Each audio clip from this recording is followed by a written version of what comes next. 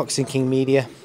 First interview with Craig Spider Richards. Craig, you're out here at the MGM. Yes. Are you here for any particular reason? Do you know what? In my time off of boxing, obviously I fought the other week, I like to keep my head in the boxing game. So we flew out to New York last week for the Kambosos Lopez fight.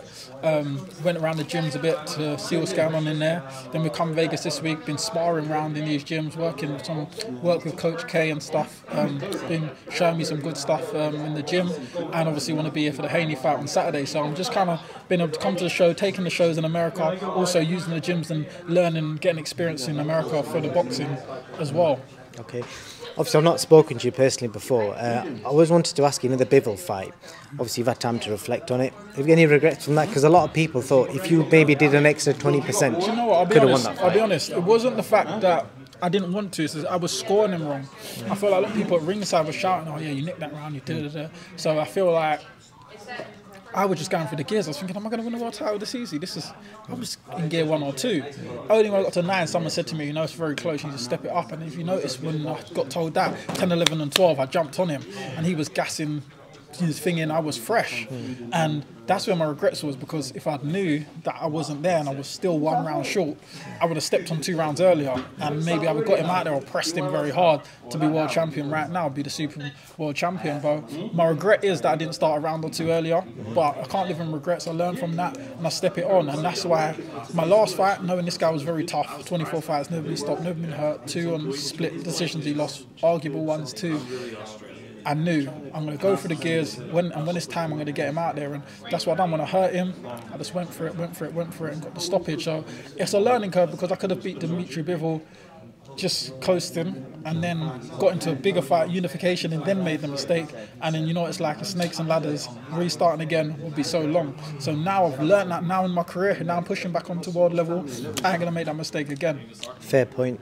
Obviously, there's talk of Canelo fighting Bivol. You know, from your experience in the ring with Bivol, is the guy strong? What do you see happening to him? Strong, but I felt like, as he said afterwards, and people said, "Oh, what was it? Was it ring rust?" He just said, "No, he nullified my attacks. He's got a very high IQ. It's like he knew what I was going to do before." I did it, and I did. I studied him, I watched, and I have got a good IQ. If you look at all my title fights, most of them was unbeaten, and they was unsolved puzzles, and I solved them. And all my title fights at light heavyweight, I've stopped them all. So clearly, it shows my IQ. But every time I've done that, people are saying, "Oh, he must have had enough of that. He must have had enough of that. He must have enough of that." And the same thing with Bivol. So I wouldn't say, "Oh, now this is his weaknesses." I put him. People are looking at Bivol now, and they're like, "Look, all you got to do now is press him." Yeah. But then understand, that's stage 5. You've got to go 1, 2, 3 and 4 to get him to stage 5. You've got another fight, his attacks, his jabs. He goes very fast hands, very sharp combinations, and he throws them wide and hard. So if you don't know how to nullify that, forget stage 5. He'll get you out of there. So I won't really base on my performance to say he would beat him or he would beat him or wouldn't beat him. I know Bivol is a pound for pound great for a reason. He wouldn't have made 7, 8 defensive. Remember, 2 of the guys he's beat are both current world champions now. That's not by an accident. He had 285 amateur fights. I think he only lost 15, 13 gold medals in the amateurs, world games, and that. This ain't a joke. This guy's a serious operator. So people can write him off as much as they want because of based on my performance, but he knows what he's doing in there. And it's just that people won't give me the credit to say, "Oh, you're there at that level with him." You mentioned obviously beating undefeated fighters. You beat my guy, Shakan Peters. it was a big win for you. Do you know what I mean? It was a good fight up until the stoppage. Did you watch Shakan's recent fight with Reece Cartwright? Yeah, I did watch it. What did you think of it? Very good fight. It was very competitive. Reece started coming on strong, and I think the 7th or 8th, and then he caught him for body shot. Were you surprised how good he was considering he's come up from middleweight? I was.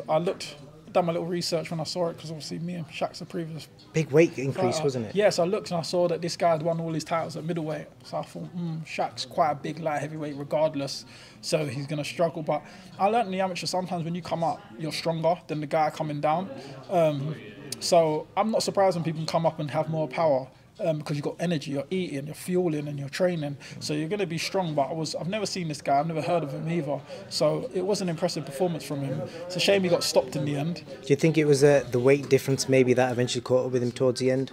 Maybe. I think it was a bit of, I wouldn't say inexperience, he's quite experienced, but maybe he's never been in that situation. When he got hurt by a body shot, there was no poker face to it. He showed all the signs of distress, and Shakan said, "Well, it's now or never." And I heard Shakan in an interview saying that before my fight, he said that with was it Dex Spellman, I think it was, Yeah.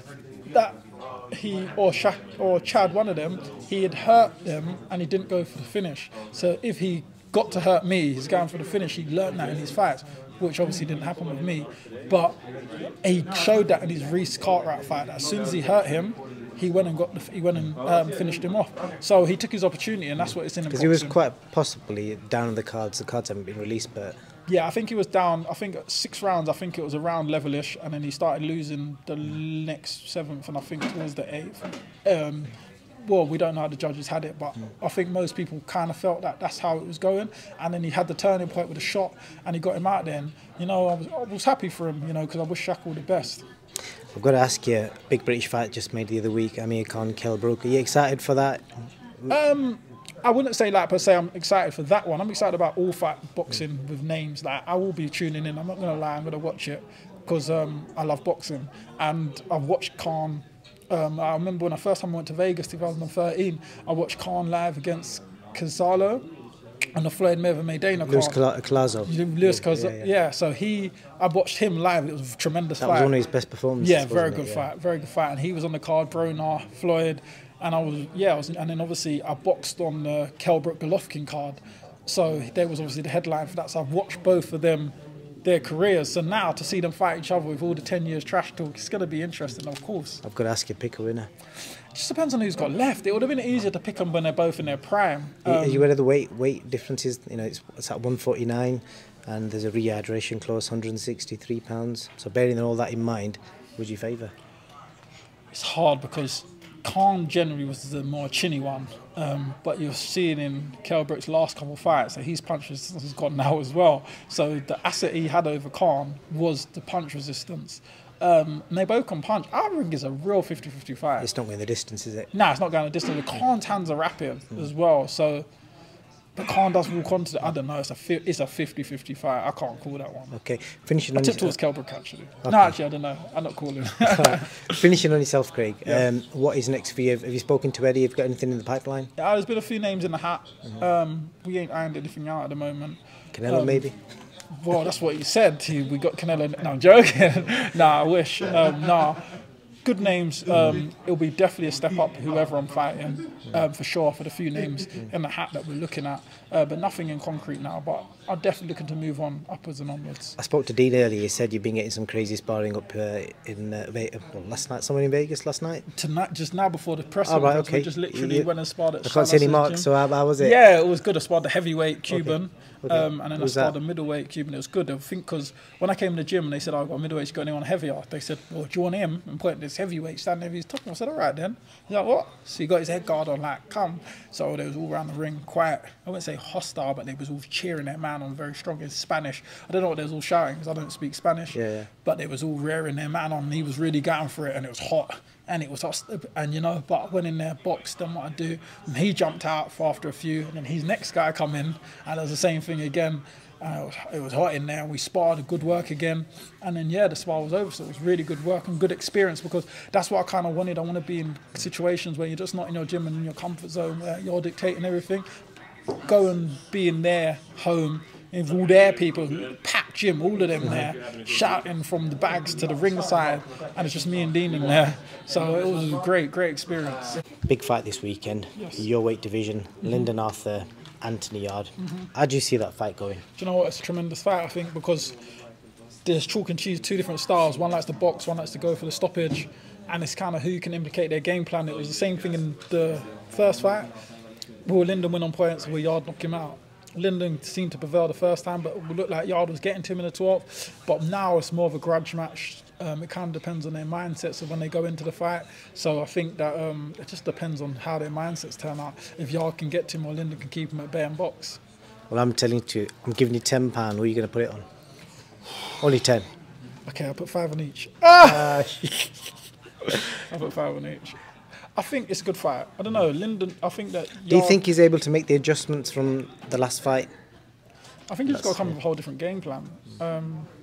Lyndon's very tricky with the jab, but Yard can punch. And I think if Yard steps on him and gets to him quicker, I don't know, man. It's real difficult. It's actually a real pick'ems fight. It's a hard fight to call because it's literally who can implicate their game plan. It's not like it's a boxer versus boxer and he does the jab nicer or he does a slip right hand nicer. It's complete two different styles, and who can stamp their authority when that bell goes to the 12th as well. Because if Yard gets the grip of him, any time from that 1 to 12, he will stop him. And if Lyndon keeps him at bay, what he does with a move in and 12th round jabbing, working with shooting a straight right hand, then he'll prevail on point. So it's just who can get their game plan off. Where are we more likely to see a knockout? Lyndon Arthur versus Yard or Pat Barrett versus Tunde? Someone's getting stopped in that one. Do you know what? That was one of the best press conferences I've watched. I've watched it 4 times. Do you give Tunde a chance? Because I'm sure you've seen Pat fight. I haven't actually seen Pat fight before, but I heard he can fight. A lot of people told me he can fight. Tunde can throw hands. You know, I used to train with Tunde before I turned professional for the year. He can throw hands, but I heard Pat can throw hands. Look, I just say we put him on the undercard and see what happens. Obviously, the light heavyweight division in the UK, it's quite underrated, to be fair. You got yourself, you got Shakan, obviously the guys we just mentioned, Buatsi, got Callum Johnson. Why don't you all fight each other rather than, you know, I mean, because could that happen? Could, but what do we fight each other for at the moment? Fair point, money. That's a good point. We could fight for money, but I feel like we're a bit more in the game for just cash. I think how ambitious we are. You know, the reason we got into the sport is because we want to be world champion. And I'm saying that domestically, if I had to do it, I would have. If it was for the British, as you saw, I boxed Shaq 14-0. One of the top guys everyone talks about now. I had no qualms in doing that. From 6 fights in, I boxed a domestic guy 12-0, 6 knockouts for the Southern Area title. Who boxes guys 12-0, 6 knockouts for a Southern Area? Jake Bull for a Continental, 12-1. It all made sense at the time I was in my career, but I've done that time and time again. So if it makes sense, then we can make it happen. That's what I think. If it just makes sense. Them guys I mentioned, rank them 1 to 3. We'll miss out the other 3. I think Craig, Spider, Richards. Spider, 1. Craig and Richards. All right. 1 to 5 me.